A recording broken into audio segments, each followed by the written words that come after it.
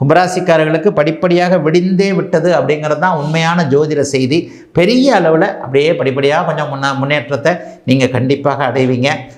இன்னொன்று 40-50 வயசுக்கு மேற்பட்டவர்களுக்கு பிள்ளைகளால் இருந்த வந்த தொல்லைகள், கடன் தொல்லைகள், ஆரோக்கிய குறைவுகள் எல்லாம் படிப்படியாக தீரும். அதிலும் 6வது மாதத்துக்கு பிறகு 6ல் குரு வந்துடுறார் ஐயா. அது எதனால் கஷ்டங்களை கொடுக்குமா? இல்லை. வளர்ச்சிக்கான கடன்களை கொடுக்கும், புது கடன்களை கொடுக்கும். வீடு வாங்குறதுல கடன் வரும், வாகனம் வாங்குறதுல கடன் வரும். ஆனால் கடனை கட்டுற அளவுக்கு வருமானம் வரும். அதுக்கான நம்பிக்கையும் தன்னம்பிக்கையும் வரும். கடன் இருந்தாலும் கூட தொழில் நல்லா நடக்குது, கடனை கட்டுற அளவுக்கு வருமானம் வருதுன்னா அது பெருசாக இதாக இல்லையா இருக்காது இல்லையா? ஜென்மச்சனியில் இது வரைக்கும் 2021, 22, 23 கிடைச்ச அந்த மாதிரியான அனுபவங்கள் எதுவும் இப்போது கும்பராசிக்காரர்களுக்கு இனிமேல் திரும்பியே வரவே வராது.